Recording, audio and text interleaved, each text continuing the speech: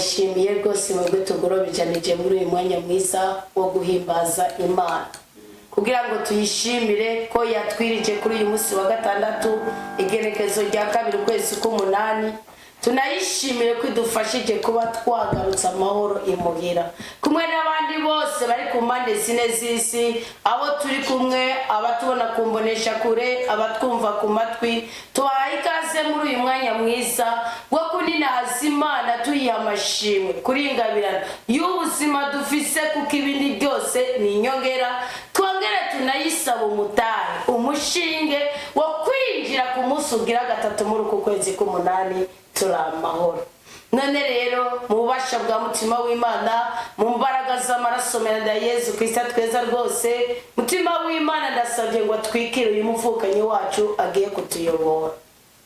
Mukama amuha ijambo, nyajambo ritugereko, rigere ku bagwaye rigira ububasha, rigere ku bagowe rigira ububasha, rigere ku bakobwa rigira ububasha, rigere ku bahungu rigira ububasha, rigere ku bagore rigira ububasha, rigere ku bagabo rigira ububasha, rigere ku bahebwe baba nitwita umunywa rumogi ngo musambanyi rigira ububasha. Ndasabye ngo mutima w'Imana mube ko muri uyu mwanya gutyo atuyobore mukuri no mu mutima, mu izina rya Yesu Kristo duhabwa umugisha. Amen. Oraho turagushimiye nyaguhora ku ngoma, turagushimiye Mana umugoroba, urakoze mwami kutwizigira mwami ngo tube mu biremwa biriko biraguhimbaza iri joro mutanga bugingo. Turagushimiye wera, turagushimiye amaraso ya Yesu turayahamagaye mwa kino kibanza, mpwemuyera kaze tuguhaye presence hano kugira ngo tuyobore mu ijambo ryawe tugiye kumva. Twitege wewe Mana, twitege wewe Data, wewe uri Papa, wewe uri umwizigirwa, waduhaye ingabire y'ubuzima, uturinda ubuzima Papa, abagiye wabarinze amagisida, waturinze uburwayi mutanga bugingo. Mwama ibitaro bifise muri twese, abafise imyaka yacu, hariho abari mu bitaro, hariho abahemeshwa n'impomu z'ivyuma, ariko twebwe waduhaye guhema ku buntu Papa. None mwami ijambo ryawe rigere kure, ribagereko, rigira ububasha, tubashikira imbere ngo tubavugirire ijoro, ngo bahagahengwe kawe, ngo bakirishe za mbabazi zawe, ubiyegereze nyaguhora ku ngoma, ubuntu bwawe n'imbabazi bubatwikire. Urakoze mutanga bugingo, nguhereje abato n'abakuze turi kumwe muri iki kibanza, mbese n'abazokurikira iri jambo ryawe Papa. Turasabye ngo bose bazogira mwami ico ribigishije mutanga bugingo, mwami umwanya wose ni mutanga message Mana, message yawe nitugendana muri iki gitabo. N'ubu turagushimiye kugira utwigishe, n'ubu turagushimiye kugira utwiyegereze mu ijambo ryawe Papa. Ndakweretse ibi bibondo mutanga bugingo, tukurerera abami n'abaherezi bo muri kazoza. Ndabacaniye igicaniro mutanga bugingo, igicaniro mwizigirwa, bazogukorere Papa, bazogukorere mwizigirwa, kuko mwami ngo waremye bose ukeneye kumubyaza mu musaruro Papa.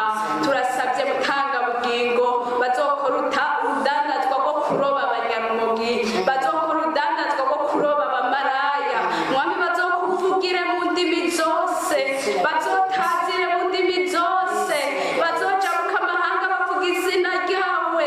Ubuntu bwawe n'imbabazi buzobatwikire, ubuntu bwawe buzobabeko, buzobagendagende ko Papa. Ndabambitse ko kirazira nyaguhora ku ngoma, ndabambitse ko kirazira ijisho ryawe mwami ribahoreko, ikiganza cawe kitubere ubwugamo mutanga bugingo. Ndagushimiye kumbise mu mugoroba, ndagushimiye kumbise mu mwami ngo nkuvugire Papa. Ndagushimiye nyaguhora ku ngoma, ubuntu n'imbabazi zawe. Mpwemuyera kaze ufashe, kaze ubane nanje, kaze mwami nasame wivugire. Ndaguhaye kaze na karibu, turagushimiye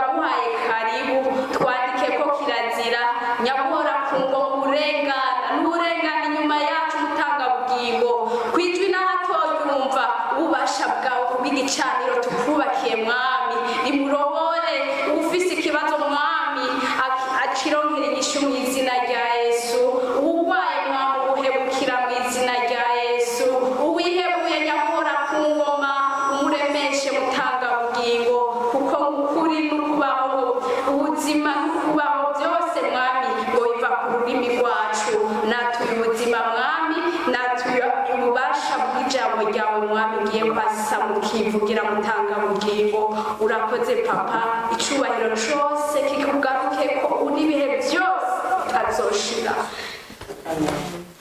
turasoma mu izina rya Yesu Zaburi ya 18 umurongo wa mbere nagire sabe muhasomere muca musomera na Yohana 5 umurongo wa 17 Zaburi 18 umurongo wa mbere wonyene. Zaburi ya 18 umurongo wa mbere aravuga ngo ndagukunda mukama wewe bukomezi bwanje. Amen. Amen. Havuga ngo ndagukunda uhoraho wewe mumezi zanje. Subira musomere muri Yohana 5 umurongo wa 17.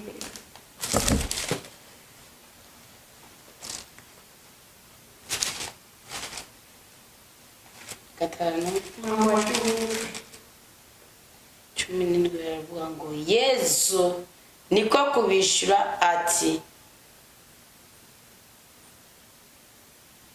gushika ubu dawe ntahengeshe nyagukora na jewe nyene nuko mbandanya gukora. Amen. Amen.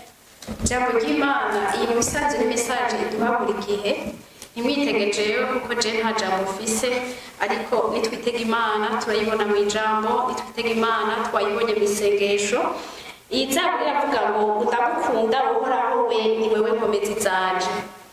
Rero tugerageje kurisigura ijambo risa n'iryisiguye bavuze ngo ndagukunda uhoraho we mbega utomukunda wokunda nde mbega ninde umwanya wowe uhaya gukunda mu buzima bwawe ninde agufitiye akamaro uvuga ko ukunda nyaguhora ku ngoma Imana ibane namwe hama kuri diseti hatubwira ngo Yesu arabarira ati data arakora kugeza n'ubu nanje ndakora ni ukuvuga Yesu aracari mu kivi Imana iracari ku ngoma iracaduharira wewe uri mu biki uca wisuzuma mu mutima wawe ukaraba ati mbega ibikorwa bindanga jewe adresse yaje banziko gute ubonye ahantu bariko barica avuga ati hajye ntiboburamo naka ubonye abakobwa biparitse kuri 11 hajye baravuga ati ntiboburamo naka wewe rero ni wowe kwiraba ukaraba umutima wanje ukavuga ati none jewe gamana uruhande ni ku ruhande rwawe jewe ndi hehe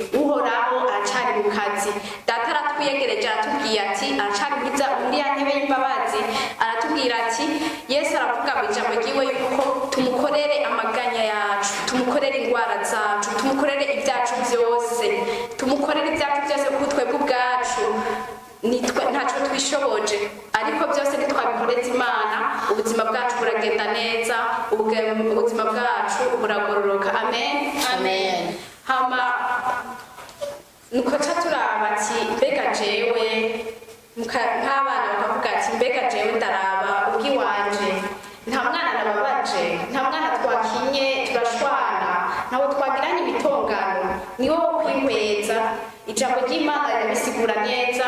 Yesu ari mu kazi arahari muri ya mishagu yiwe arahari kugira ngo tumuhe ibyacu tumwikoreze ibyacu tumwikoreze amagorwa yacu tumwikoreze byose arahari nk'Imana arahari ngo adutabare ngo arahari ngo atugwanirire ubwiwacu ntaco dufise two kwishoboza. Mbega wewe ufashe urugendo rwawe uragwereka Imana ukabwira Imana ati Imana ngiye gutega imoto bana nanje urayereka ati Imana ngiye aha ngiye muri ibi isuzume urayereka ati Imana ngiye gusenga. Hari abantu baja muri ville ntibashike ariko wewe ugiriwe ubuntu ugashika muri ville ntabari nkomezi zacu neza uraraba ukavuga ati turayishima.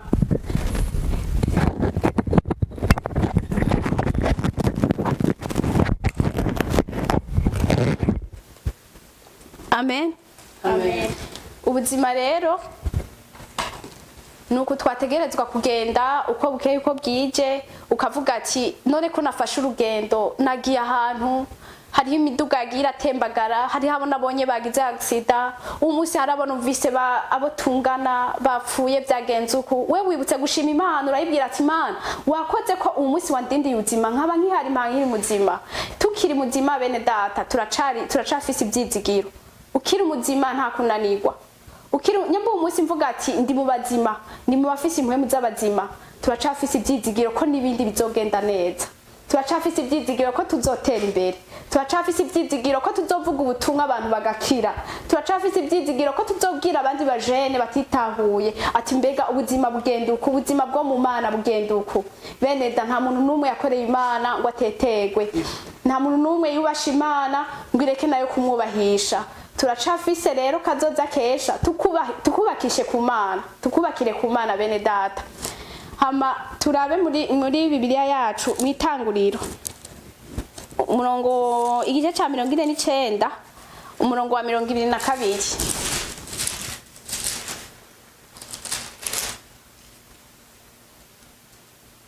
wonyene avuga ngo Yozefu ni igiti cyama cyane, igiti cyama cegereye isoko, amashami yaco arenga uruzitiro. Aleluya.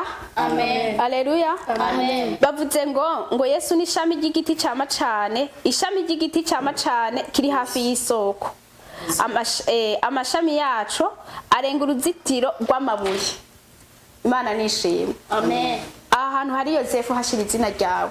Uvuga ati jewe ndaka ndi igiti cyama cyane kandi amashami yanje arenga uruzitiro.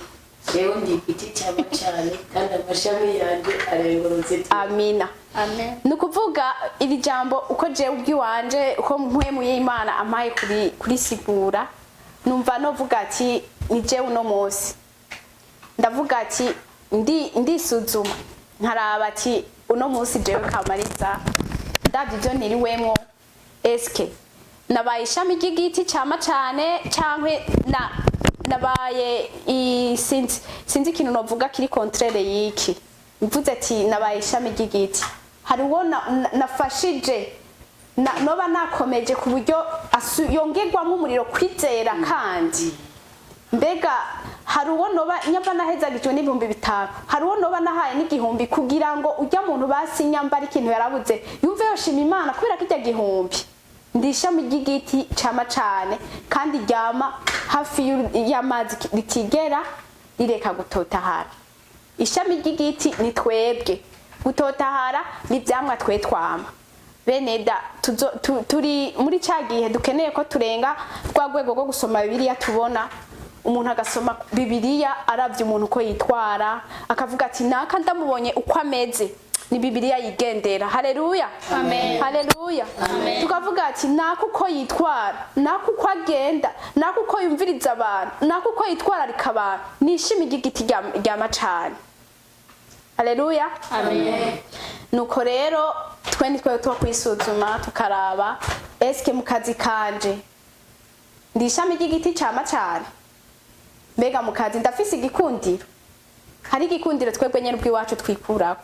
Urashobora kuronka uri nk'umujene cyangwa ugahezagirwa Imana ikaguha ukorera cyangwa ukaguha iki, ugasanga hariho umuntu ashobora kuza gusaba service bivanye n'ico ukora n'icyo ugira umufashe, ugasanga uwo muntu ntafashijwe a 100% ariko yashaka. Dufatire nk'akarorero ku muntu w'umuganga, urashobora kugenda kwivuza ku muganga bivanye n'ukuntu akwakiriye, 50% arampaye urukiza bivanye n'ukuntu anyakiriye, arambwiye pore, arandemesheje, hari abandi bantu bagwaye uko, mugari abandi bantu navuye uko. Mugabo burya bene data, umuntu aje kugwarira ahantu dufate bamushize mu bitaro, bakaca bambwiye ati kiya bitanda ugiye kuryamako, umuntu akivuyeko ahejeje gupfa.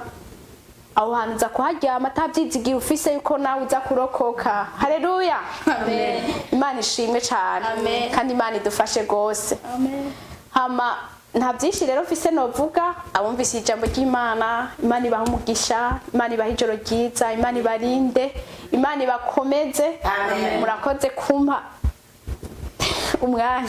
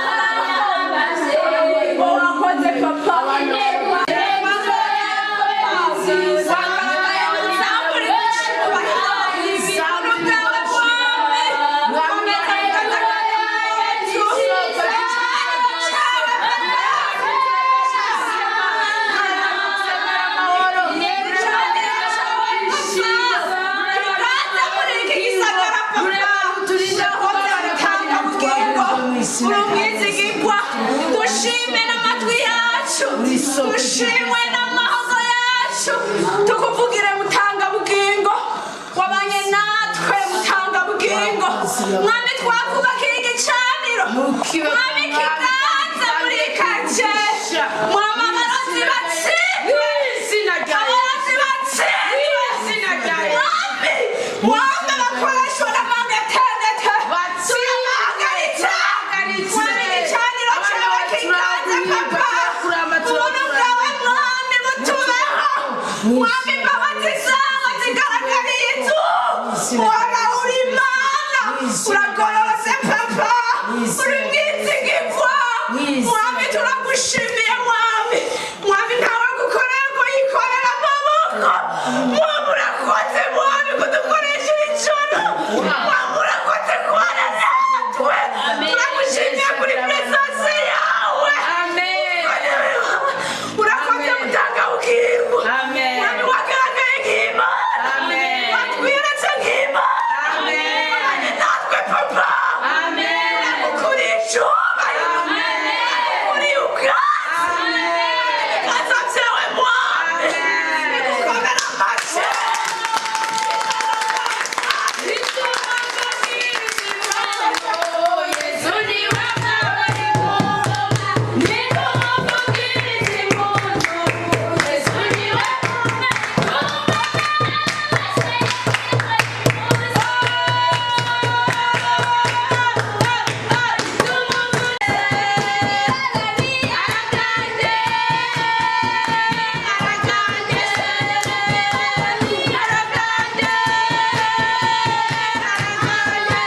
amashyi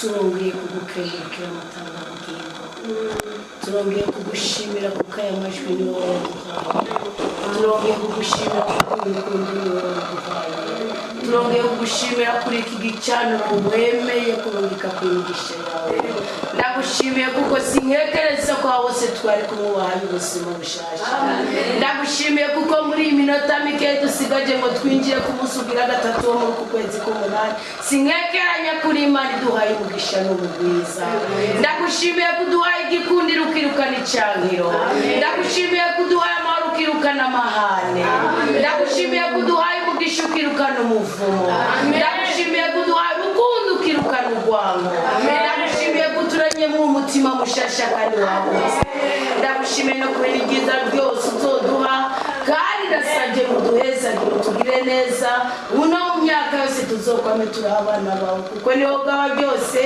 niwo nyene inganji n'ubundi ntazi uno mu myaka yose amen abasabe muzamure imitima yanyu n'amaboko yanyu tuvuge dawa twese ujyagiye mu ijuru tubere guhabwa umugisha n'izina rya yesu kristo dawe wa twese uri mu ijuru izina ryawe ririnazwe ubwami bwawe nibukwire hose ibyo ushaka nibere ku isi no mu ijuru ibyo kurya bidukwiriye uyu munsi uturekurire ibicumuro byacu nk'uko natwe turekurira abatugiriye nabi ntuduteranye ibitwoshya nabi nyamara udukize akabi amen mukama nutugire neza uduhezagire ku izina rya data irya mwana n'irya mutima mweranda amahoro ya kristo muvuge ngo sanga ubuzima bushasha sanga ubuzima bushasha sanga ubuzima bushasha